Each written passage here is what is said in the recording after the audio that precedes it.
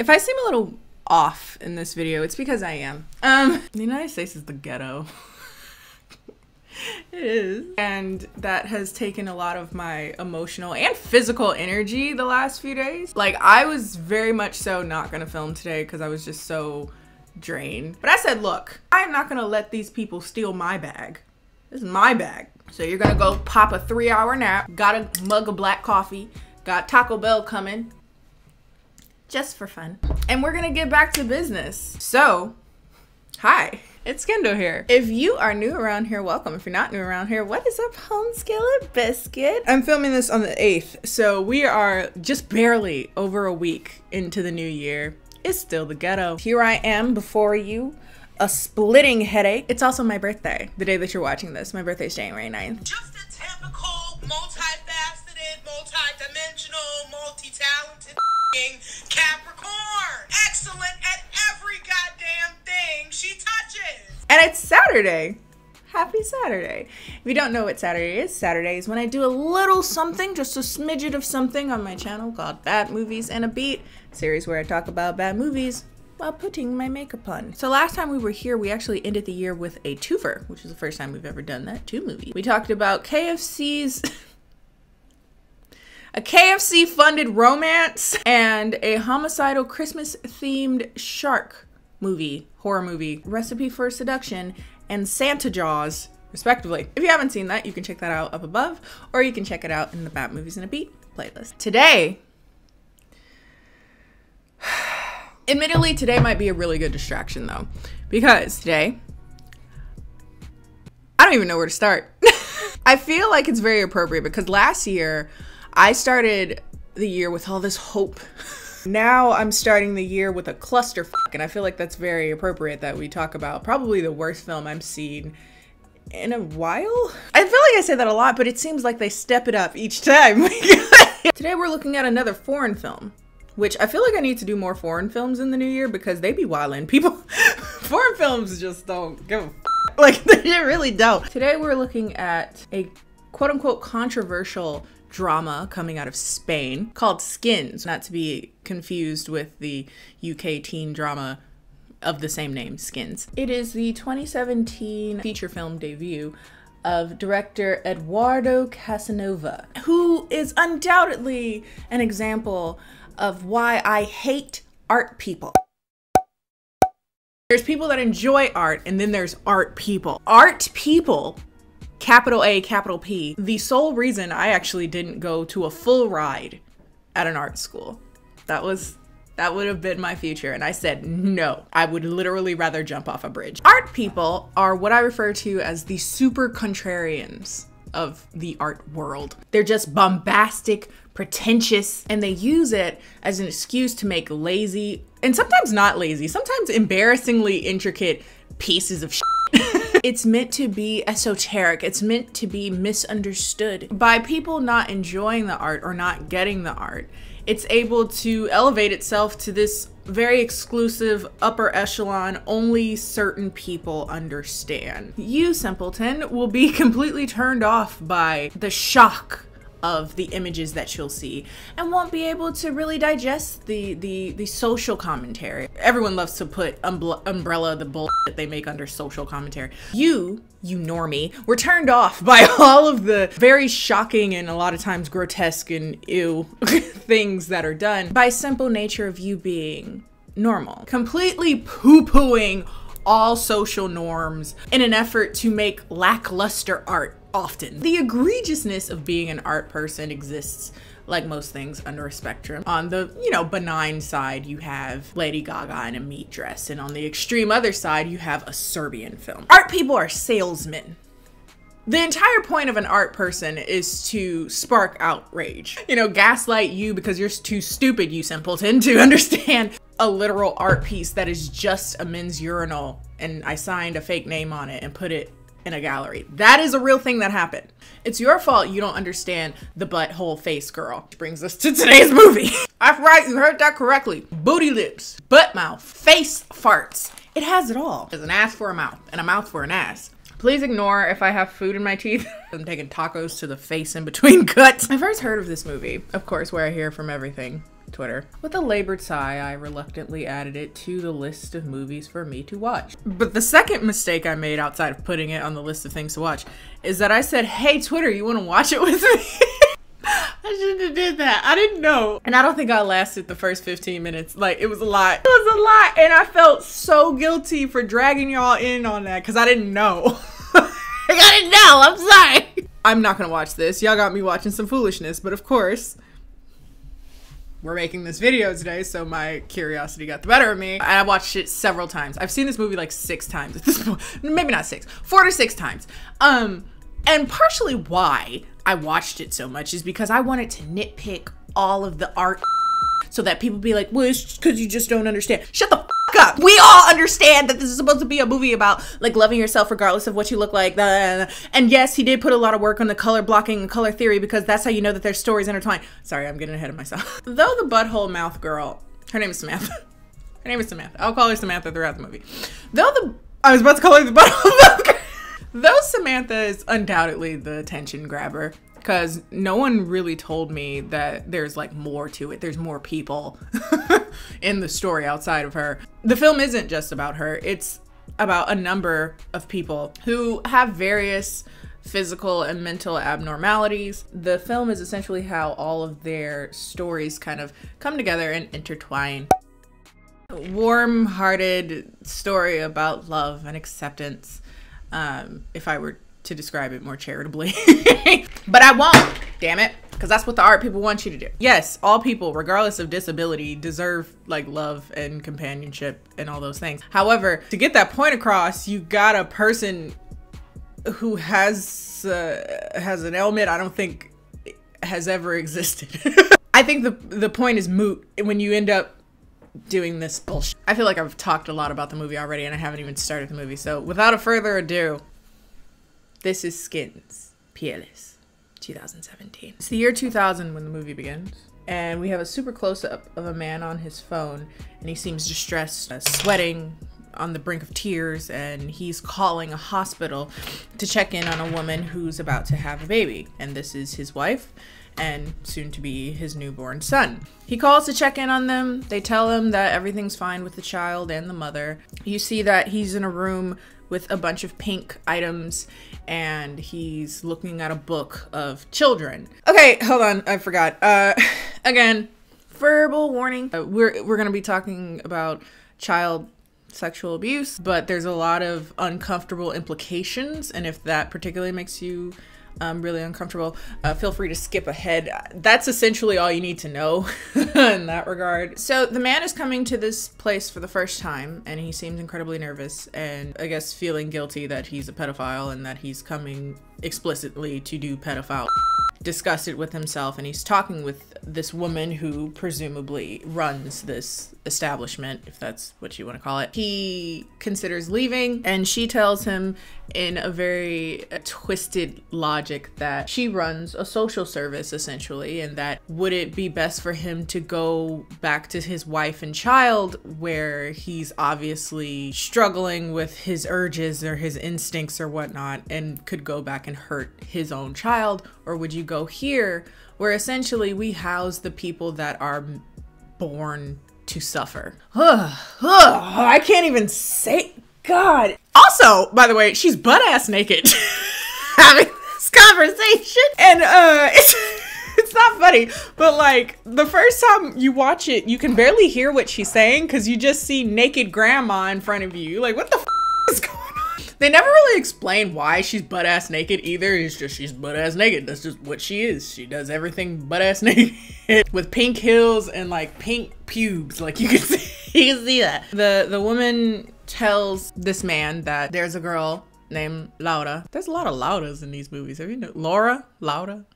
She's 11 years old and that he should come back tomorrow to see her. And he comes back, a little pink box as a present for her. The grandma, still butt-ass naked, brings the child out with her eyes covered. Once she takes the ribbon off, you realize that Laura doesn't have eyes at all. Naked grandma goes to the piano, plays a song as Laura sings for some reason. And then after that, they take Laura and this man into a room and close the door. Oh God. Once inside the door, the man gives Lauda his gift, which is a set of 2 pink diamonds that he places over her would-be eye holes. And then from there, we're to assume that... Fast forward! Sorry, I don't know how to transition from that. I'm so sorry. That's when we meet butthole mouth girl, Samantha. Everyone that wanted me to watch this movie largely doesn't mention any of the other characters. They always bring my attention to Samantha because she is the catch here. She is the attention grabber. I later found out that Samantha is actually a character that had existed in one of the director's short films a few years prior called Eat My Shit. And there is a scene in this film that is essentially just a carbon copy of that short film within this feature-length film. Samantha goes to a restaurant. The waitress sees sees her sees the butthole mouth. She's like, "Are you gonna eat?" She's like, "Yeah." And so she orders soup. Samantha looks at a sketchbook of what it would be like if she had a mouth like everyone else, if she was just like all the other girls. Wait, sorry. God. And I shouldn't laugh. I'm so sorry. And how she eats is that she has a funnel and she puts it up where her asshole would be, but is now a mouth. Pours it into a funnel, and then you can hear the like swallowing sounds. Where is her throat? Now, I know you're asking this question. Kendall, is she gonna poop out of her butthole mouth? And the answer is yes and no. In this film, no. So you're safe, I guess, if that's what you would call safe. We've already had so much going on. But if you watch the short film after the waitress laughs blatantly in her face, there is a part where she asks for the bill and she on it. So there you go. By the way, if you want to see it, the short film, that is, it's just on YouTube. It's just for everyone to see, completely uncensored. Just her on a bill. And then on her way out, she ends up running into some creepy rapey dudes. I don't know what it is. I'm just so tired. So tired of sexual assault being used as a plot moving device. She narrowly is able to escape these men and she's able to drive away. But while driving down the street, she actually accidentally runs over someone. It's supposed to be like a, oh my God, what has happened? But it's like you still see her like heavy breathing out of a gaping, hairy, I didn't even mention that. It's a gaping, hairy asshole on her face, dog. And you want me to follow the story. I hate it. Next scene, we see the waitress that was laughing at Samantha to her face, and she's actually visiting a brothel. Lauda, the child without eyes, is now an adult, and she's still actually working at the brothel. And to this day, she's been doing her work with those eyes that she was given at the beginning of the movie. Yes, don't mind me. I put on an eyelash so big that I'm going lazy-eyed. The waitress, by the way, I don't think they ever give her a name. She's just the waitress. She's becoming a regular at this brothel, specifically to see Lauda because she can't see, particularly just giving sexual contact.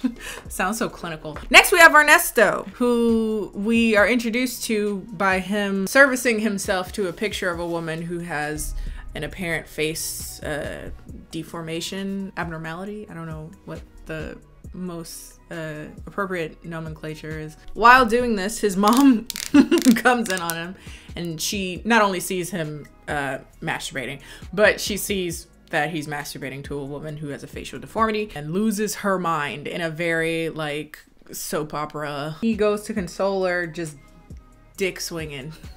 Like, first of all, there's just a lot of dick in this movie for no reason. And eventually he pulls his pants up and essentially she's like, leave. Like, you are a weirdo. Now at first I was like, that's a little harsh, dude. Like he's not allowed to like someone just because they have a physical abnormality. They're still a human being. I think part of it has to do with apparently this is his kink. Like this is what he's into, which is less about loving a person who happens to have an abnormality, like a physical deformity or what have you. It's just like you're into that. Might mean you're a little bit of a weirdo. It's a deal breaker for his mom, so she's like, get the hell out of my house, you have to leave. The woman that he's super in love with, her name is Anna, who is my favorite character. If I'm gonna give anyone the title of being a halfway decent character, it will be Anna. And Anna's cheating on him with Guillermo, or Guille, a man who seemingly has suffered from a very severe burn. Next, we have Vanessa, who is a different story arc. And she is a woman with dwarfism, and she works by all intents and purposes as a mascot for a show that has like a pink bear, and that's her like claim to fame. She is the pink bear. And we soon find out that she's actually pregnant. It's a very high risk pregnancy, and so she wants to essentially quit her job being this mascot. However, her manager and whoever she works for is really trying to get her to stay in the industry, and that's essentially what her story is. We want to give her the money for 3 episodes in advance so that she will perform more diligently, because otherwise they'll just replace her with another person with dwarfism. I don't need the money, I want to leave. And that's her like story arc. Next, we have Christian, a young man about 17, 18 years old, who has BIDD, body integrity identity disorder, which is a mental disorder in which he becomes obsessed with getting rid of a body part, in his case, his legs. He wants to cut off his legs and become a mermaid. We have his mother, who is an abusive bitch, but she's probably the best actress in this movie, unfortunately. She's basically like, he goes around in a wheelchair, but his legs work fine. He can walk. He's an imbecile. He's an idiot. He's not mentally ill. He's not a victim.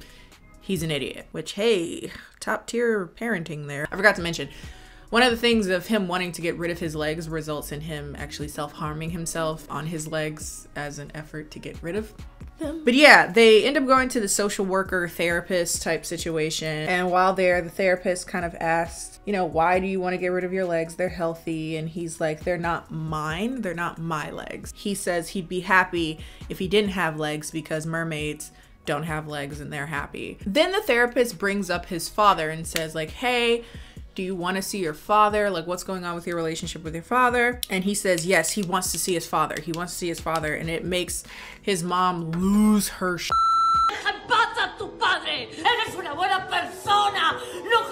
They argue and tussle, and in the end, the mother discovers his scars from where he was harming himself, calls him an idiot or an imbecile or something like that, and he commences to run off. At the end of the run, he ends up at the side of the street, and then he puts his legs out into the street so that his legs may be run over by, you guessed it, girl with the butthole mouth, Samantha. Now his legs have been cut straight off, and he's now reached a new level of elation. He's reached a second level of consciousness. He has finally done what he's always wanted to do, be legless. But after that, he swiftly bleeds out and dies. Samantha comes home, shaken from her narrow escape from sexual assault and then like accidentally murdering someone.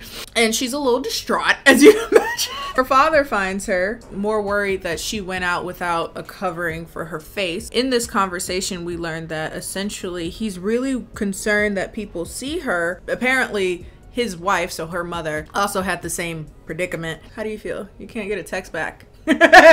And she got married with a butthole on her face. So we're back to the waitress, who apparently is having like a debt, bills, someone's gonna repossess her stuff situation, money issues. And what she decides to do to fix those money issues is go to Laura, the one with the diamond eyes, and steal her diamond eyes. She says, I'm gonna steal them boys and sell them so that I can get the money that I need before they repossess my shit. She goes to Laura, convinces her to take her eyes off, even though that's something that she never does, distracts her with the digits, and takes her eyes. After securing the diamonds, she's shocked when someone answers the door, and for some reason she thinks the best way to be rid of the diamonds is to swallow them.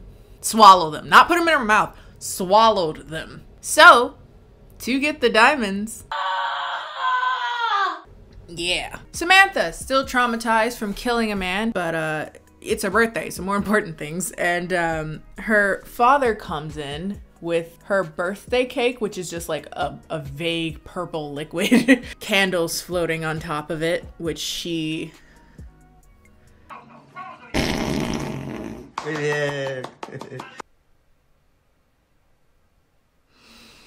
Outside of this just being stupid, wouldn't farting on an open flame be an issue? Like, wouldn't that be a problem? This is what I mean. This is what I mean. This movie will have shit like this and then be like, you're supposed to take me seriously. And if you don't, that's because you are too short-sighted and you are too squeamish because this is shocking. Like, no. No. And then for her birthday gift, her dad gives her a unicorn head to put over her face when she goes out. And he like takes pictures of her. He's like, oh my God, you look so good. And it's so sad because she like takes it off and she's like crying. It's so okay, back to Christian's mom, so mermaid boy.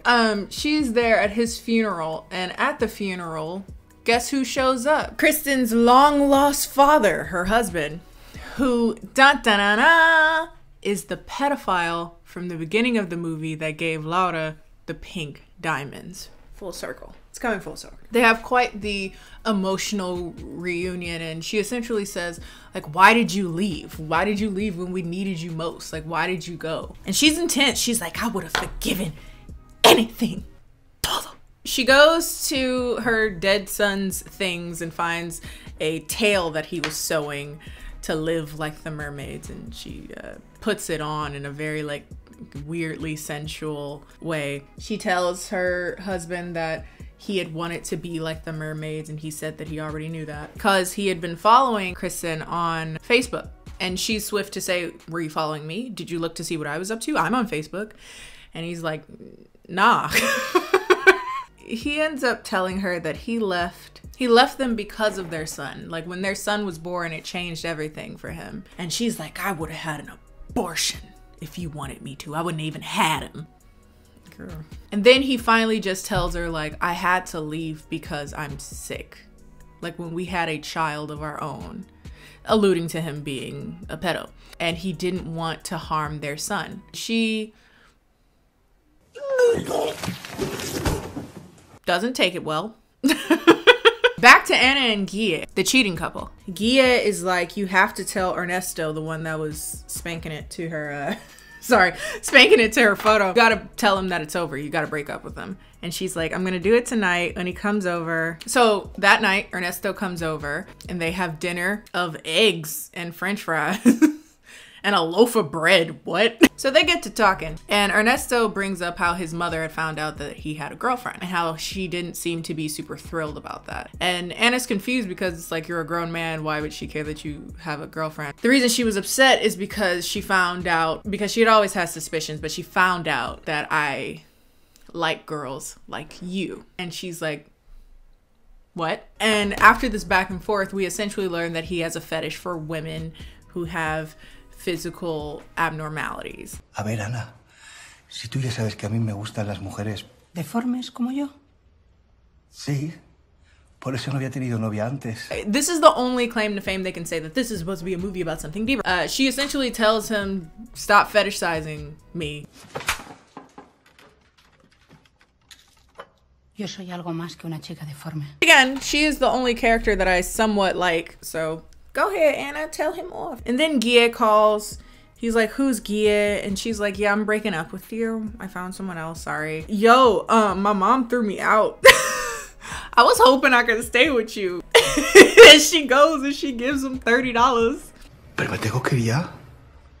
Bueno, si quieres terminar de cenar. Back to Laura with the eyes. She can't find her diamonds, so she's losing her shit. And she, again, never does her work without her diamonds. And so she's flipping out. She doesn't know where they are. And then meanwhile, we're seeing the waitress still trying to shit out her diamonds. God, this movie is so gross.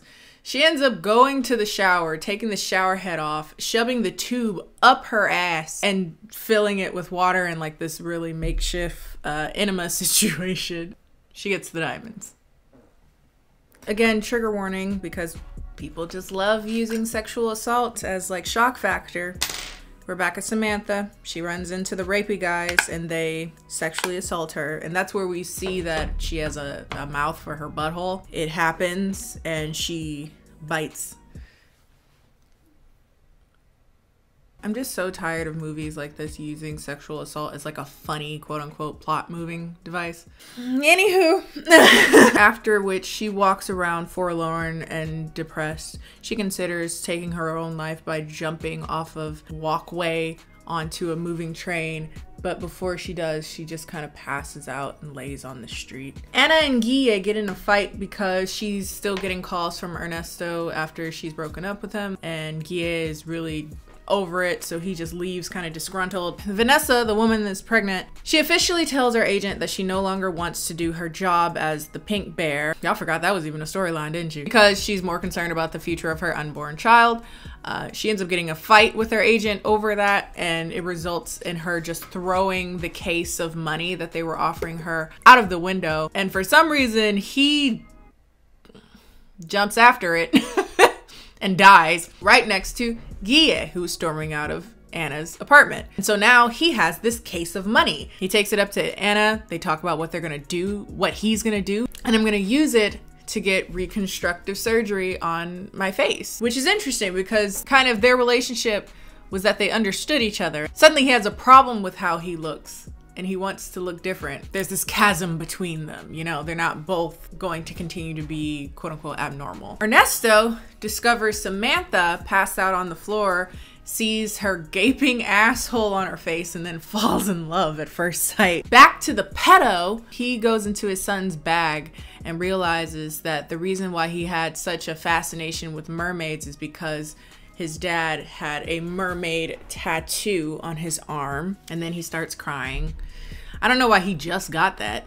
He just understood that, but okay. The waitress visits Laura to return her diamonds. Bitch, keep them. They went through your entire digestive tract and you shat them out to keep them. Laura doesn't know that, but she's like, keep them. I don't need them anymore. Because she was able to see one of her clients without it. And so she was like, I realized I was using them as a crutch. I actually don't need them. I'm fine. She keeps trying to give her the diamonds back and she says, how about this?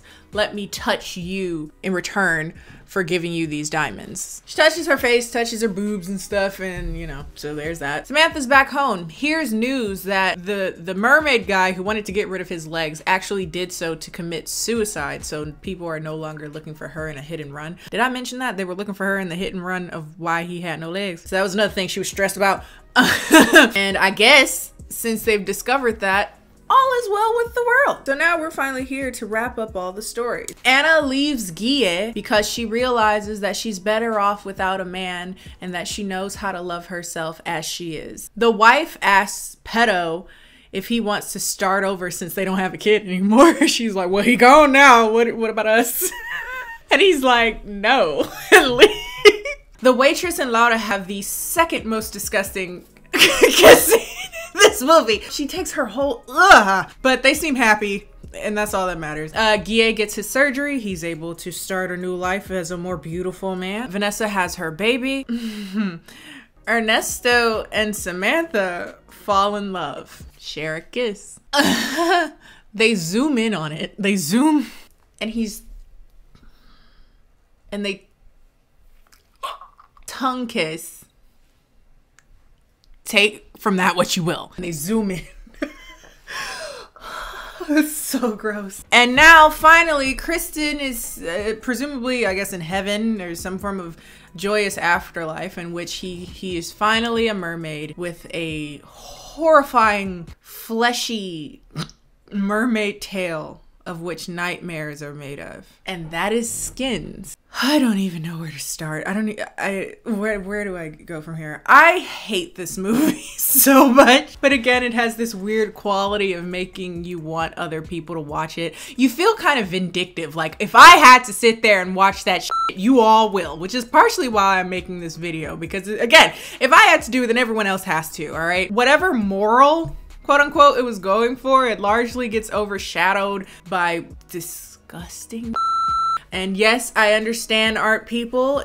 that was your point. You wanted to prove how distracted people could be, but fuck you. Yes, we noticed your color theories and how that relates to each person's story. Yes, we know you were trying to give extremes on how even the most different of us all deserve to be loved. We know you put a lot of work into this flaming pile of dog shit. It's still a flaming pile of dog shit. No, I don't think using sexual assault as a form of shock comedy is okay. Also, I find it very strange that we kind of thought of the pedo guy as like one of the same of these other people who have he's a pedophile. He sexually assaults children, and you're trying to make him into one of the people who are just trying to make it in life. Is that the shock value? You're trying to humanize pedophiles. Well, that was a choice. Also, I know you're sitting here thinking like, wow, that was a whirlwind. It was also only an hour and 17 minutes. It was the hardest hour and 17 minutes of my life. So do I recommend the movie? No, unless you want to freak out a friend or two. I mean, I guess it is a talent, you art people. You're very good at figuring out new ways to make shit. Congrats. You've done it again. Anywho, it's good to be back. I'm feeling a lot better as I was talking about that movie, so maybe I am happy that I sat here and actually did it. If you like this video, feel free to like this video. Follow me on all my social media, Instagram, Twitter, both of which are KennieJD, and I'll see you guys next time.